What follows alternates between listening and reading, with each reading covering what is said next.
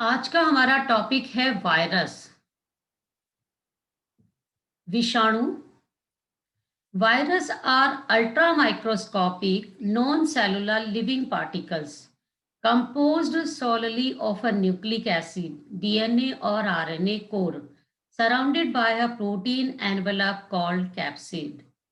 तो वायरस एक बहुत ही अकोशिकीय अति सूक्ष्म जीव है जो केवल जीवित कोशिका के अंदर ही वृद्धि करता है और यह सिर्फ न्यूक्लिक एसिड से मिलकर बनता है। न्यूक्लिक एसिड मतलब जो नाभिकीय अम्ल होते हैं उनसे मिलकर बनता है। वो या तो ये डीएनए का बना हो सकता है या आरएनए का बना हो सकता है। इसके चारों तरफ एक प्रोटीन का आवरण पाया जाता है और इस प्रोटीन के आवरण को हम कैप्सिड कहते हैं। तो वायरस की जो सबसे पहले डिस्कवरी हुई थी वो 1796 में एक डॉक्टर है एडवर्ड जेनर, उन्होंने सबसे पहले इसकी डिस्कवरी की थी। और उस समय इन्होंने जो चिकन पॉक्स है उसका वैक्सीन भी डेवलप किया था।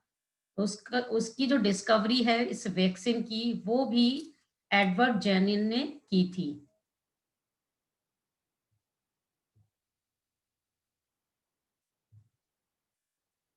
Characteristics of virus. तो वायरस के सामान्य लक्षण, they are non cellular and very simple in structure, consisting mainly of a nucleic acid surrounded by a protein envelope called capsid। जैसा मैंने अभी आपसे डिस्कस किया कि यह एक तरह के अकोशिकीय होते हैं, नॉन सेलुलर होते हैं।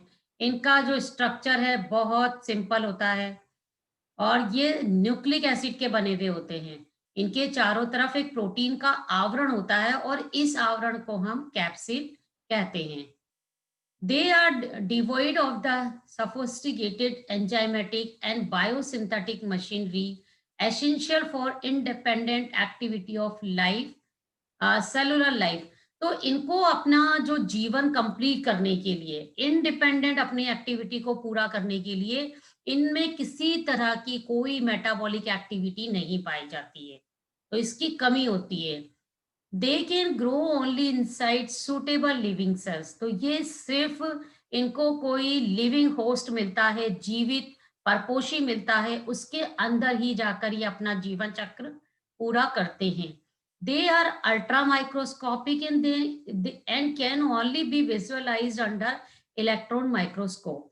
तो इन्हें हम सिर्फ इलेक्ट्रॉन माइक्रोस्कोप की सहायता से ही देख सकते हैं। They do not increase in size, ये अपना आकार नहीं बढ़ा सकते। They can pass through filters through which bacteria can not pass. तो इन्हें हम उन फिल्टर के द्वारा आसानी से छान सकते हैं, अलग कर सकते हैं, जिससे कि बैक्टीरिया भी आसानी से नहीं हो पाते हैं। A virus is called either DNA virus और RNA virus depending on whether it contains the nucleic acid DNA और आरएनए। तो देखिए वायरस जो है या तो डीएनए वायरस होता है या आरएनए वायरस होता है। अब ये डिपेंड करता है कि उसमें जो न्यूक्लिक एसिड है वो डीएनए है या आरएनए है। A virus can not have both DNA and RNA. Same virus में भी यह है कि इसमें डीएनए और आरएनए दोनों साथ में नहीं पाया जाता है।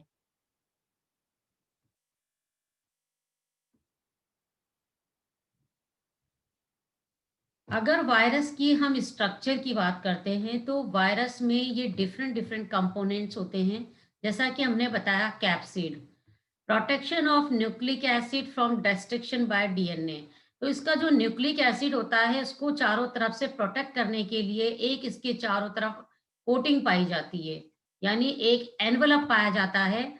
और इस एनवलप को हम क्या कहते हैं, ये जो प्रोटीन कोट होता है इसी को हम कैप्सिड कहते हैं।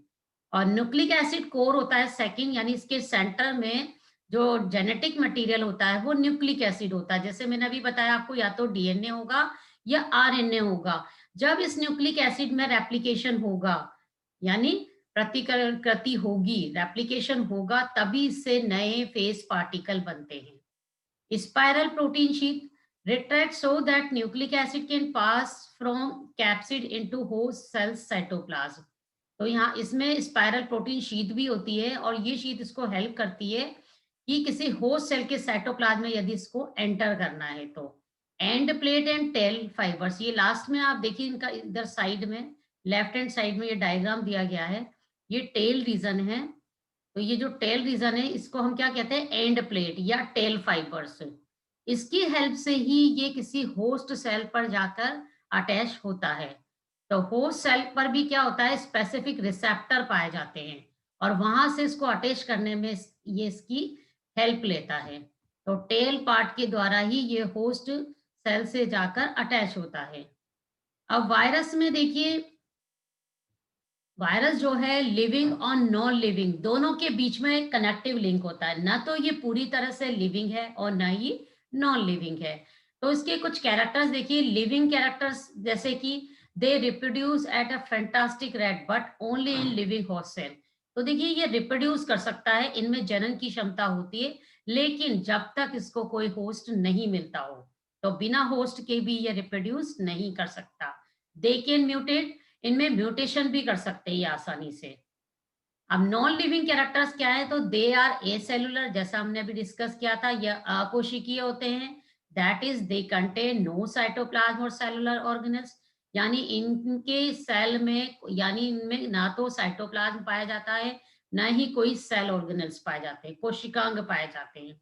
They carry out no metabolism on their own, इनका खुद का कोई मेटाबॉलिज्म नहीं होता, उपापचय नहीं पाया जाता इनमें। And must replicate using the host cells metabolic machinery, तो ये होस्ट सेल की मेटाबॉलिक मशीनरी का ही इस्तेमाल करके ये अपने आप को रिप्रोड्यूस कर सकते हैं। In other words virus do not grow and divide, तो अगर हम दूसरे शब्दों में कहें तो वायरस ना तो ग्रो कर सकता है और न ही वो इंडिपेंडेंट डिवाइड कर सकता है, ना तो उसमें वृद्धि करने की क्षमता होती है, ना तो विभाजन करने की क्षमता होती है। New viral components are synthesized and assembled within the infected host cell, तो नए वायरस पार्टिकल तभी बन सकते हैं जब तक इसको सुटेबल होस्ट नहीं मिलता। यदि ये किसी होस्ट में एंटर कर जाता है, तो वहां जाने के बाद ये अपना नया वायरल कंपोनेंट्स बनाता है और ये कंपोनेंट जो हैं ये बनने के बाद आपस में असेंबल हो जाते हैं और इस तरह से न्यू फेस पार्टिकल्स बन जाते हैं। The vast majority of virus possesses इधर डीएनए और आरएनए बट नॉट बोथ, तो ज्यादातर वायरस के केस में यदि हम देखें तो या तो डीएनए होता है या आरएनए होता है, बट दोनों साथ में कभी नहीं होता है। तो ये इसके लिविंग और नॉन लिविंग कैरेक्टर थे। ये चीज हिंदी में भी यहाँ पर एक्सप्लेन की गई है कि वायरस के निर्जीव होने के लक्षण और सजीव होने के लक्षण। देखिए वायरस की क्या-क्या इम्पोर्टेंस है। जैसे वायरस को हमने जैसे बोला कि ये लिविंग और नॉन लिविंग दोनों के ही कैरेक्टर पाए जाते हैं इसमें। इसलिए इसका यूज़ हम क्या करते हैं, इवोल्यूशन में स्टडी करने में इसका यूज़ किया जा सकता है। और वायरस की हेल्प से क्या हो सकता है, जो वाटर है उसको बेकार होने से बचाया जा सकता है, प्रोटेक्ट किया जा सकता है। क्योंकि जो बैक्टीरियोफेज होता है वो वाटर को क्या है, स्पॉइल होने से बचाता है। स्पॉइल मतलब उसको सड़ने से बचाता है बैक्टीरियोफेज। और ब्लू ग्रीन एल्गी जो है, कुछ ब्लू ग्रीन एल्गी होती है, वो भी इस तरह के वर्क में हेल्प करती है। यानी वो वाटर को प्योर करने में हेल्प करती हैं। और वायरस के कुछ ड्रॉबैक भी हैं। जैसा आपको पता है वायरस से कई डिजीज होती है प्लांट में, एनिमल में होती है, ह्यूमन बीइंग्स में होती है। तो प्लांट में एक कॉमन डिजीज है tobacco mosaic disease. Tobacco mosaic disease जो होती है वो टोबैको मोज़ेक वायरस से होती है और जनरली ये टोबैको की लीफ में होती है। इसका मोज़ेक नेम इसलिए क्योंकि मोज़ेक पैटर्न में ये अपीयर होती है। ऐसे ही बनाना में भी एक bunchy top of banana disease होती है। ये केला लिखा हुआ है यहाँ पे देख रहे हैं आप, तो बनाने में bunchy top of banana disease होती है। तो ये तो प्लांट डिजीज है, ऐसे बहुत सारे प्लांट डिजीज है जो वायरस के थ्रू होती है, जैसे पोटैटो मोज़ेक वायरस डिजीज। तो ये मोज़ेक मोज़ेक का मीनिंग होता है चित्त-कबरापन, यानी कहीं पे लाइट कलर और कहीं पे डार्क कलर। वायरस के थ्रू आप जाते हैं ह्यूमन बीइंग्स में भी कई डिजीज होती है, जैसे मीजल्स, खसरा, येलो फीवर, पित्त जीवर, ज्वर, smallpox, herpes, influenza, polio, rabies, mumps, trachoma, AIDS. तो ये कई सारी डिजीजेस हैं जो ये इतनी डेंजरस जो डिजीजेस हैं सारी, ह्यूमन बीइंग्स में होती है और ये वायरस के द्वारा होती है। वायरस में आप जानते हो बच्चों में भी ये पैरामिक्सो वायरस से डिजीज़ होती है, उसमें कंप्लीट बॉडी उसकी इफ़ेक्टेड होती है। ये अरबो वायरस जो है एक जो ये मॉस्किटोज़ होते हैं इनके काटने से इनमें डिजीज़ होती है। ये चिकन पॉक्स है और हर्पिस डिजीज़ है, हर्पिस वायरस के थ्रू होती है और जनरली चिल्ड्रंस में होती है, छोटे बच्चों में होती है ये।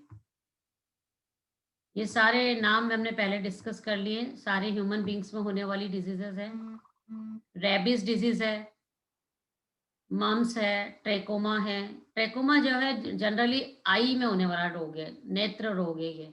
ये भी वायरस के थ्रू होता है और जनरली इसमें क्या होता है जो हमारी आईज़ है उनमें क्या है स्वेलिंग आ जाती है और इरिटेशन होने लग जाती है उसमें। तो ये सारी जितनी भी डिजीज़ेज़ हैं ये ह्यूमन बीइंग्स में होने वाली डिजीज़ है। एड्स भी एक नॉन डिजीज़ है। एड्स का फुल नेम है एक्वायर्ड इम्यूनोडेफिशिएंसी सिंड्रोम। तो ये डिजीज़ भी जो है एक एचआईवी वायरस के थ्रू होती है। तो ये भी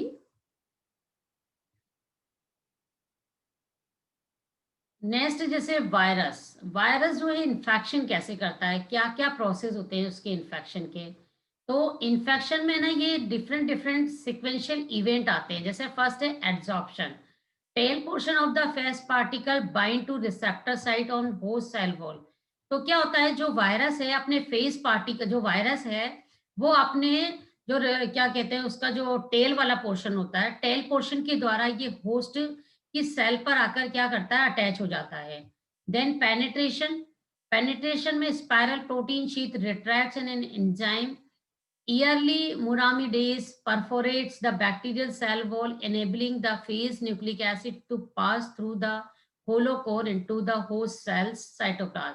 जनरली क्या होता है कि ये वायरस है, वायरस में भी एक प्रोटीन पाया जाता है। ये प्रोटीन और एक एंजाइम होता है, ये म्यूरामिडेज, ये क्या करता है कि जो वायरस के बाहर की जो सेल वॉल है, उसमें क्या कर देता है, जैसे इसके पास में कोई बैक्टीरिया आया, इन्फेक्शन हुआ इसमें, तो वो बैक्टीरिया की सेल वॉल में क्या कर देता है, पोर कर देता है ये और वहाँ पे छेद बना देता है। तो उस पोर से क्या होता है, बैक्टीरिया जो है सॉरी जो वायरस है उसमें इजीली क्या कर जाता है, उसके अंदर एंटर कर देता है। तो यानी ये वॉल में पोर करने का हेल्प करता है ये enzyme मिरामिडेज। The empty protein shell remains attached to the cell wall and is called the protein ghost. अब क्या होता है कि जैसे ही वायरस बैक्टीरिया के कांटेक्ट में आया या बैक्टीरिया उसके लिए होस्ट है, तो ये अपना डीएनए तो क्या करता है बैक्टीरिया के अंदर पास आउट कर देता है, बट उसका जो प्रोटीन वाली जो कवरिंग होती है वो बाहर ही रह जाती है। तो वो खाली रह जाती है प्रोटीन कवरिंग बाहर। सिर्फ और सिर्फ उसका जो जेनेटिक मटेरियल है वही इसके अंदर जाता है। फिर नेक्स्ट स्टेप में इसमें रेप्लिकेशन होता है, यानी phage genome subverts the synthetic machinery which is then use for the production of new phage components. तो जैसे ही फेस जो पार्टिकल है बैक्टीरिया के अंदर एंटर कर जाता है, तो वहां पर फिर वो बैक्टीरिया की मशीनरी को यूज करता है और यूज करके क्या करता है वहां पर वो अपने नए फेस कंपोनेंट्स का फॉर्मेशन करता है। Then maturation, the new phase components are assembled and form complete mature virulent phase particle. अब अंदर क्या होता है कि उसके जो कंपोनेंट्स बने हैं फेस पार्टिकल वो आपस में क्या हो जाते हैं जुड़ जाते हैं असेंबल हो जाते हैं और जुड़कर वापस एक पूरा कंप्लीट वहां पर क्या करता है वायरस बन जाता है और वो कंप्लीट जो वायरस होता है उसको हम बोलते हैं न्यू फेस पार्टिकल्स। फिर release late muramidase lyses the cell wall, liberating infectious phase particles that are now capable of infecting new susceptible host cells, thereby starting the cycle over again.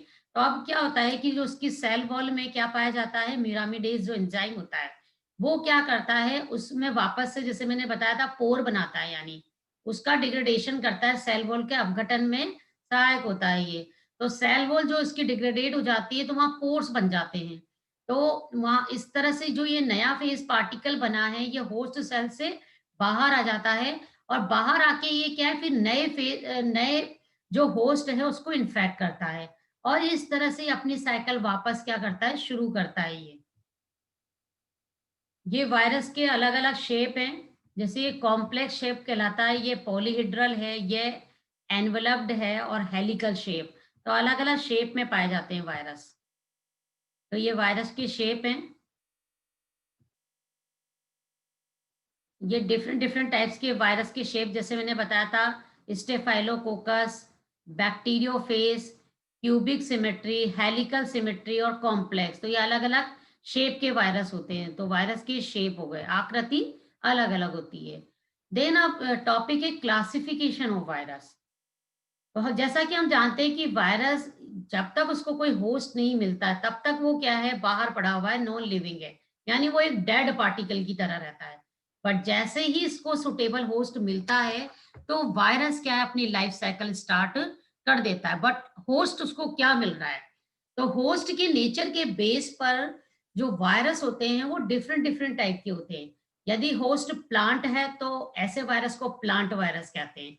यदि host animal है तो ऐसे virus को हम animal virus कहते हैं। और यदि बैक्टीरियोफेजेस है, तो इस तरह से हमने देखा कि इनका जो क्लासिफिकेशन के, जैसे फर्स्ट है plant viruses including algal viruses. तो प्लांट वायरस, इसमें हम एल्गल वायरस को भी इसमें हम इंक्लूड करते हैं, शामिल करते हैं। एनिमल वायरस जिसमें ह्यूमन वायरस आता है। फंगल वायरस को हम माइको वायरस भी कहते हैं और इसमें डबल स्टैंडर्ड आरएनए पाया जाता है। बैक्टीरियल वायरस, देखिए वायरस जो कि बैक्टीरिया को इन्फेक्ट करता है। नाम देखिए, बैक्टीरियल वायरस, वह वायरस जो कि बैक्टीरिया को इन्फेक्ट करता है। तो ऐसे वायरस को हम बैक्टीरियोफेज कहते हैं। इसका एक एग्जांपल है साइनोफेज। इसमें सिर्फ डीएनए ही पाया जाता है। तो यहाँ पे दे रखा है प्लांट वायरस, एनिमल वायरस और बैक्टीरियोफेज। पादप विषाणु, जंतु विषाणु और जीवाणु भोजी। तो ये डिपेंड करता है कि होस्ट कैसा है। तो वायरस इस तरह से 3 प्रकार के होते हैं। ये वापस प्लांट वायरस के बारे में बता रखा है कि इसमें न्यूक्लिक एसिड जो है आरएनए होता है प्लांट वायरस में। इसका एग्जाम्पल है टीएमवी। यदि आपसे कभी पूछा जाए कि कोई प्लांट वायरस का एग्जाम्पल बताओ, तो TMV. Animal virus, animal virus में वही न्यूक्लिक एसिड होता है, डीएनए, और कभी-कभी इसमें आरएनए भी होता है।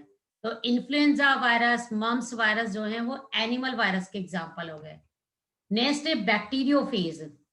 ये केवल बैक्टीरिया के ऊपर ही डिपेंड रहते हैं और इनमें न्यूक्लिक एसिड क्या पाया जाता है, डीएनए पाया जाता है। तो जो बैक्टीरिया के ऊपर डिपेंड करते हैं जो वायरस, उसको हम बैक्टीरियोफेज कहते हैं। और इसमें न्यूक्लिक एसिड क्या होता है, सिर्फ डीएनए होता है। इसका एग्जाम्पल है टी टू फेज। तो ये बैक्टीरियोफेज हो गया।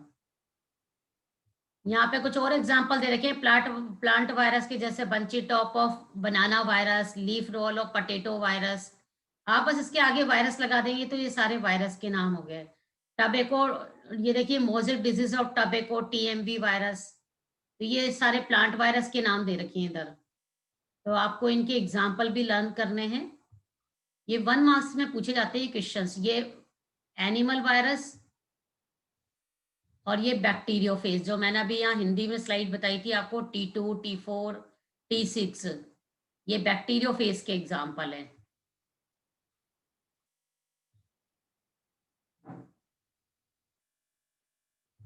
Life cycle of phase. Phase जो ये बैक्टीरियोफेज है, इसमें जो लाइफ साइकिल है वो 2 तरह की होती है। एक तो कहलाती है वायरुलेंट और दूसरी कहलाती है टेम्परेट। वायरुलेंट मतलब होता है उग्र, यानी पैथोजेनिक। तो intracellular multiplication of phase and in the lysis of the host Bactrian and the release of progeny virus. जो अभी हमने इससे पहले पढ़ा था कि जब जैसे ही फेज पार्टिकल किसी होस्ट के अंदर जाता है, यानी मानो बैक्टीरिया में गया, तो वहां जाके वो अपने नए फेज पार्टिकल बना लेता है। और फिर वो नए फेज पार्टिकल जो बनते हैं वो वापस क्या होते हैं, एंड में उस बैक्टीरिया से बाहर आ जाते हैं। तो पहले तो अंदर, उसके अंदर बैक्टीरिया के अंदर उसका रेप्लिकेशन हो जाएगा पूरी तरह से, नए फेस पार्टिकल बन जाते हैं और वो बाहर आ जाते हैं। जो हमने भी पहले डिस्कस किया था, ये वही चीज है डिटेल में। जैसे मैंने बताया था एडसॉर्प्शन, टेल के द्वारा वो क्या होगा, बैक्टीरिया की सरफेस पर आकर अटैच हो जाता है। तो ये पूरे स्टेप्स वही है। ये थोड़ा डिटेल में आ गया। पेनिट्रेशन, फिर नए फेस कंपोनेंट्स का फॉर्मेशन होना, फिर उसका मैच्योरेशन होना, वो असेंबल हो जाता है, और लास्ट में फाइनली क्या होता है, बैक्टीरिया सेल से वो बाहर आ जाता है। और बाहर आके क्या होता है, नए फेज, फिर नई होस्ट सेल को वापस ये इन्फेक्ट करता है। वही चीज़ स्टेप में आ गई है पूरी। तो ये था आज का टॉपिक हमारा।